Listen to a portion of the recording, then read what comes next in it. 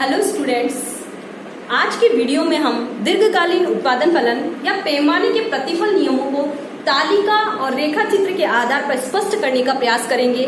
इससे पहले वाले वीडियो में हमने देख लिया था कि पैमाने के प्रतिफल नियम के कितने रूप हैं, पैमाने के वर्धमान प्रतिफल नियम, पैमाने के समता प्रतिफल नियम और पैमाने के ह्रासमान प्रतिफल नियम। साथ ही आपको यह भी क्लियर कर दिया था कि पैमाने के प्रतिफल नियमों को हम पैमाने की रेखा और समोत्पाद वक्र रेखाओं के द्वारा बताते हैं। पैमाने की रेखा दो साधनों में परिवर्तनशीलता के अनुपात को सूचित करती है और समोत्पाद वक्र रेखाएं ये बताती है कि दो साधनों के अनुकूलतम संयोग से हम किस प्रकार से समान उत्पादन की मात्राएं प्राप्त कर सकते हैं। मतलब समोत्पाद वक्र दो साधनों के ऐसे संयोगों को सूचित करता है जिनसे हमें समान उत्पादन की मात्राएं प्राप्त होती है। आज के वीडियो में हम उन्हीं नियमों को तालिका और रेखा चित्र के आधार पर स्पष्ट करने का प्रयास करेंगे। तो देखिए, आप ब्लैक बोर्ड पर आपको एक तालिका बनी हुई दिखाई दे रही है। मैं आपको ये तालिका कैसे बनी हुई है इसको समझा रही हूँ। सबसे पहला जो हमारा है उत्पादन का पैमाना लिया है हमने। उत्पादन का पैमाना हमने लिया है जिसमें हमने कहा है कि दीर्घकाल में उत्पादन के सभी साधन समान रूप से परिवर्तनशील है। हमने यहाँ दो साधन लिए हैं, कोई भी दो साधन, भूमि, पूंजी या श्रम, आप जो चाहे दो उत्पादन के साधनों को ले सकते हैं। जैसे हमने इनमें समान अनुपात में बताया, 1+1, 2+2, 2 इसके लगाए तो 2 इसके भी लगाए, 3 इसके लगाए तो 3 अपने इसके लिए भी लगाए, 4 इसके लगाए तो 4 इसके भी, 5+5, 6+6। इसका मतलब है कि जो भी दो साधन हमने लिए हैं हमने उनको समान अनुपात में बदला है। देखिए, ऐसे मैंने 99 इकाइयों तक लिया है। कोई भी साधन एक ऐसा नहीं लिया है कि एक में ज्यादा परिवर्तन दिखा रहा हो, एक में कम। तो पहला जो स्टेप है आपको क्लियर है। हमने साधनों में समानुपातिक परिवर्तन किया है। 1+1, इसका 1 लिया है तो दूसरा वाला साधन भी हमने 1 इकाई लिया है। पहला 2 लिया है तो दूसरा भी 2 लिया है। तीसरा 3 लिया है तो इसको भी हमने 3 इकाई में परिवर्तित कर दिया है। सेकेंड जो स्टेप है उसमें हमने हमारा टोटल प्रोडक्शन लिखा है, टीपी, टोटल प्रोडक्शन या कुल उत्पादन। मतलब साधनों की मात्रा जैसे जैसे हमने बढ़ाई है वैसे वैसे हमारा कुल उत्पादन भी हमने बढ़ते क्रम में सूचित करते हुए लिखा है। देखिए, 1+1 लगाए थे तब हमारा टोटल प्रोडक्शन था 10 इकाइयां, 2+2 लगाने पर 30 इकाइयां, तीसरे 3+3 लगाई है तो 60 इकाइयां, फिर 84, फिर 105, 126, 140, 151 और 165। ऐसे देखिए हमने 9+9 तक इकाइयों को यूज करके टोटल प्रोडक्शन 165 तक प्राप्त किया है। कुल उत्पादन बढ़ते हुए रूप में सूचित करना है आपको। आप अपनी इच्छा से कोई भी तालिका इसके लिए बना सकते हैं, लेकिन अगर आप यही तालिका लेते हैं तो आप इस नियम को अच्छे प्रकार से स्पष्ट कर पाएंगे, क्योंकि आपको बताया जाएगा कि इसके अंदर हमको पैमाने के बढ़ते प्रतिफल नियम भी बताने, समता प्रतिफल नियम भी स्पष्ट करने और ह्रासमान प्रतिफल नियम भी बताने। तो पहली वाली स्टेप में हमने उत्पादन के साधनों का पैमाना समान अनुपात में बदला है। दूसरी वाले स्टेप में बताया गया उनसे हमने टोटल प्रोडक्शन कितना प्राप्त किया है। अब देखिए, तीसरी वाली जो स्टेप है उसमें हमने हमारे साधनों में प्रतिशत परिवर्तन को बताया है। प्रतिशत हमेशा किस पे निकाला जाता है? 100 पे। साधनों में प्रतिशत परिवर्तन यानी हम उत्पादन के साधन वाली तालिका पर आ जाएंगे। साधन तो हमारे 1+1, 2+2, 3+3, 4+4, 5+5 ये है। अब देखिए, ये तालिका हमने कैसे निरूपित की है, साधनों में प्रतिशत परिवर्तन कैसे निकाला है। हमने पहले 1+1 साधन ले रखा था, इससे पहले हमारा पैमाना क्या था वो हमें पता नहीं है, इसीलिए ये 1+1 का चेंज हमने किस पर किया है ये मुझे पता नहीं होने के कारण हमने पहले वाले इकाई पर क्या कर रखा है? डैश लगा रखा है। ध्यान दीजिए, फिर मैं कह रही हूँ आपको, 1+1 जहां हमने उत्पादन का साधन लिया है वहां चेंजिंग या बदलाव कितना है, यानी इससे पहले हम कितने साधन प्रयोग में ले रहे थे वो हमें पता नहीं है, इसीलिए मैंने 1+1 पर साधनों का प्रतिशत परिवर्तन क्या लिख दिया है? डैश। देखिए, दूसरी इकाई पर जहां हमने 2+2 लिखा है वहां हमने चेंज कितना किया है? साधनों का 1 का। पहले हम 1 ले रहे थे, अब हम क्या ले रहे हैं? 2। तो चेंजिंग कितने का हुआ दूसरी इकाई पर? 1 का। ये 1 का जो चेंज है वो किस पर है? 1 पर। पहले हम कितना ले रहे थे? 1+1, यानी 1 इकाई का जो चेंज है वो किस पर है? 1 पर। अब प्रतिशत किस पर निकलेगा? 100 पे। तो 1/1 इंटू 100 करके मैंने ये प्रतिशत निकाला है, वो कितना आया मेरा? 100%। यानी दूसरी इकाई पर साधनों में परिवर्तन कितना है? 100%। अब तीसरी इकाई पर देखिए, हम 2 से 3 पर आ गए, यानी चेंज कितने का? हमारा 1 का। और ये चेंज किस पर है? 2 पर। पहले 2 इकाइयां ले रहे थे तो चेंज तो हुआ है हमारा 1 का, लेकिन पहले कितना इकाई ले रहे थे? 2 इकाई। तो हमने लिखा है 1/2 इंटू 100। 100 इसलिए लिखा है क्योंकि प्रतिशत हमेशा किस पर निकाले जाते हैं? 100 पर। तो हमारा आंसर आया है 50%। ऐसे देखिए, नेक्स्ट हम 3 से किस पर आए? 4 पर। तो चेंज कितने का है? 1 का। चेंज 1 का है और पहले कितनी इकाइयां प्रयोग में ले रहे थे? 3। तो 1/3 इंटू 100 यानी 33.3%। ऐसे ही देखिए, हम 4 से 5 पर आए, यानी चेंज कितने का हुआ है? 1 इकाई का। पहले कितने साधन प्रयोग में लिए जा रहे थे? 4 इकाइयां।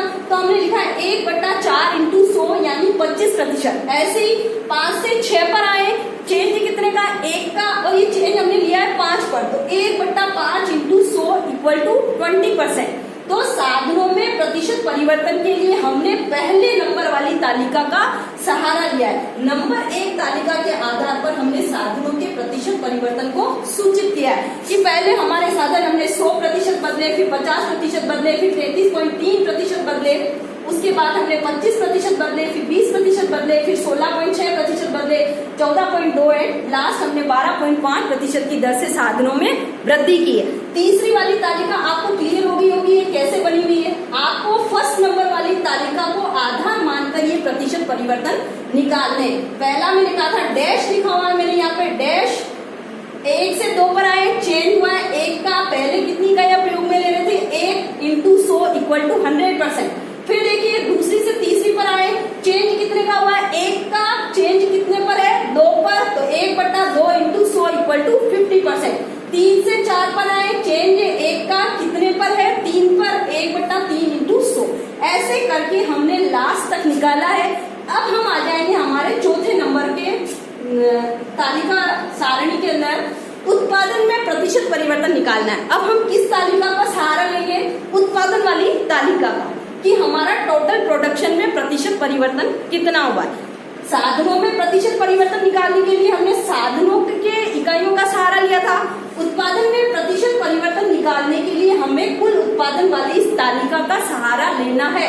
अब देखिए, पहले 10 उत्पादन से पहले कितना उत्पादन था ये हमें पता नहीं है, तो हमने क्या करा? इसको डैश कर दिया। पहले इससे पहले क्या इकाइयां प्रयोग, कितनी इकाइयां हमें उत्पादन से मिल रही थी वो पता नहीं, तो पहली पर हमने उत्पादन में प्रतिशत परिवर्तन क्या लिखा है? ये डैश। पहली इकाई पर क्या लिखा है हमने? डैश। दूसरी इकाई पर देखिए, 10 से 30 पर आ गए। दूसरी इकाई पर क्या हुआ है परिवर्तन? 10 से 30 का, यानी चेंज कितने का? इन दोनों का चेंज कितने का हो रहा है? 20 का। ये लिखा है मैंने ऊपर 20 का चेंज।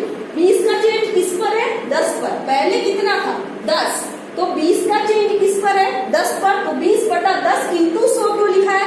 क्योंकि प्रतिशत हमेशा 100 पर निकाले जाएंगे। तो 20/10 इंटू 100 इक्वल टू 200%। फिर देखिए, 30 से 60 पर आए।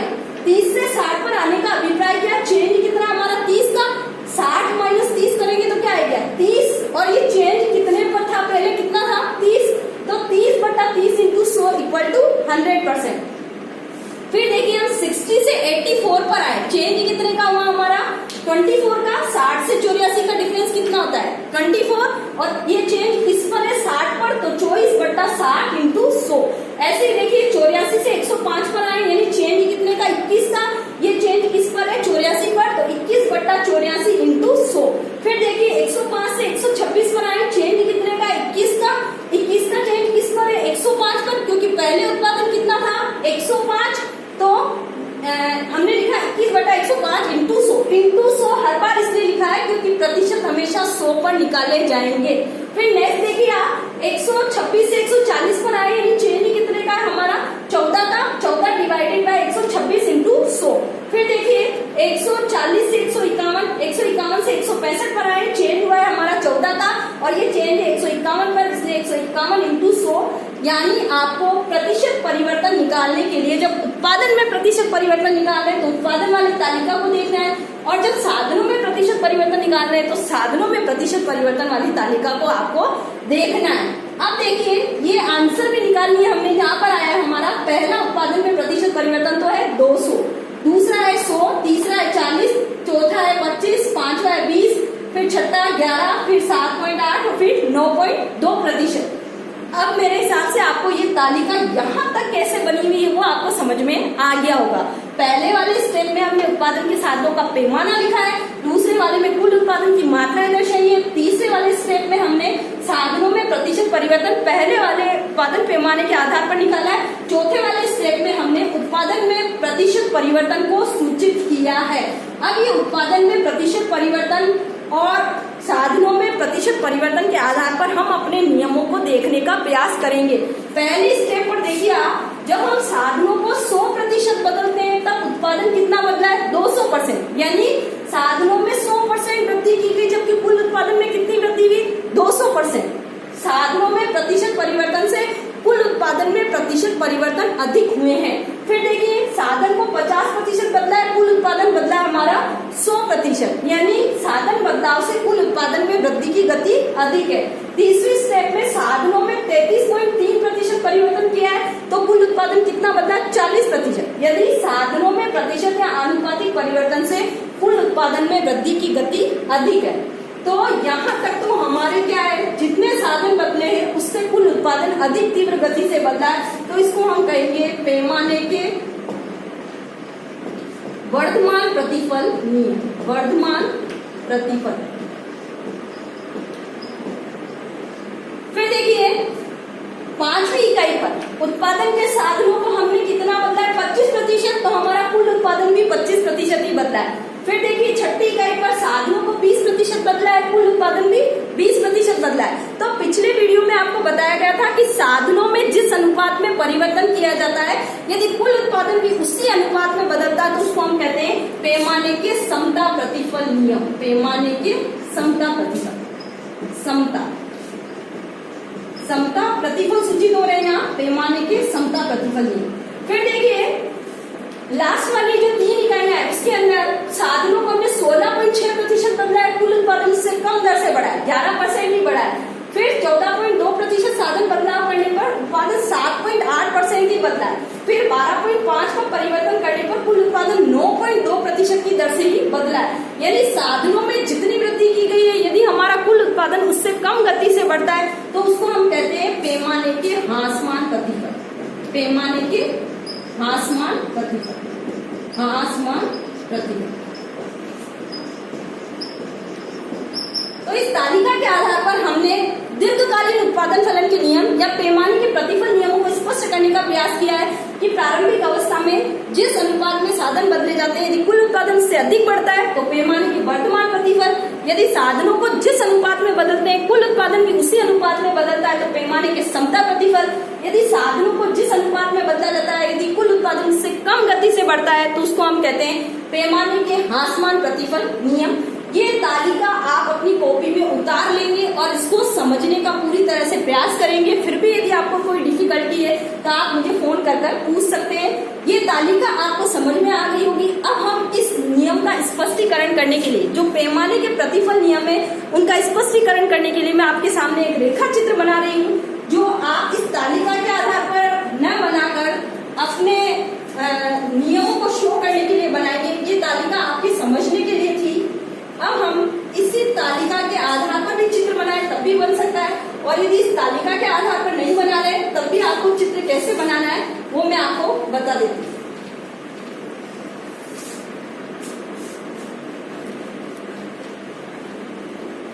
हमने कहा था कि जो दीर्घकालीन उत्पादन फलन या पैमाने के प्रतिफल नियम है उनको हम पैमाने की रेखा व समोत्पाद वक्र रेखाओं के द्वारा सूचित करते हैं। तो एक रेखा चित्र आपके सामने बनाया जा रहा है, उसके अंदर ओ एक्स अक्ष पर मैंने पूंजी लिखी है। कोई 2 साधन लेने मुझे, कोई भी ले सकते हैं। ओ वाई अक्ष पर मैंने श्रम की इकाइयां ली है और 45 डिग्री का एक कोण बनाती हुई मैं एक सीधी रेखा खींच रही हूँ। 45 डिग्री का कोण बनाती हुई एक सीधी रेखा खींचनी आपको, 45 डिग्री का कोण बनाती हुई, जिसे आप ओ वाई नाम भी दे सकते हैं। ये रेखा आपको ये बता रही है 45 डिग्री का कोण बना रही है। ये बताती है कि आपने भूमि में जितना परिवर्तन किया है या पूंजी में जितना परिवर्तन किया है, आपकी श्रम की इकाइयां भी उसी अनुपात में बदली है। क्योंकि हमने दोनों साधन पूंजी और श्रम में रखे हैं। 45 डिग्री का कोण बना रहे हैं, यानी ये साधन जितना लिया है श्रम की इकाइयां भी उतनी ही ली है आपने। अब मैं आपके सामने 10-10 का उत्पादन शो करने वाली जो समोत्पाद वक्र रेखाएं बना रही हूं, कुल 10 समोत्पाद वक्र रेखाएं खींच रही हूं। देखिए मैं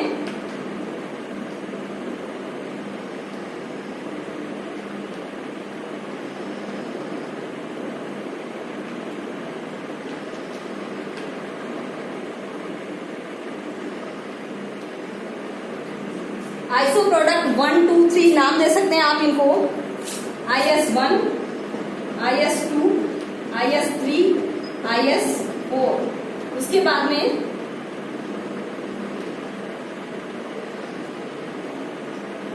समान डिफरेंस के आधार पर खींची है मैंने 3 रेखाएं, IS5, IS6 एंड IS7। उसके बाद कुछ दूर दूर ले जा रही हूं मैं इनको।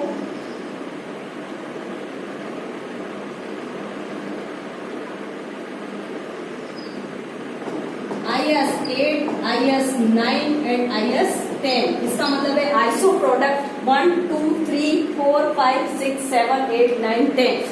10 समोत्पाद वक्र रेखाएं खींची है मैंने इस पैमाने की रेखा पर, जो 10-10 के उत्पादन को सूचित कर रही है। 10, 20, 30, 40, 50, 60, 70, 80, 90, 100। उसके बाद में यहाँ पर भी नाम दे रही हूं मैं A, B, C, D, E, F, G, H, I और J। देखिए IS1 से IS4 तक समान उत्पादन करने वाली 10, 20, 30, 40 समान दर से हमने उत्पादन को बढ़ाया है। आइसो प्रोडक्ट रेखाएं एक दूसरे के पास आती जा रही है। देखिए AB दूरी से BC दूरी कम है, BC दूरी से CD दूरी कम है, यानी AB is greater than BC is greater than CD।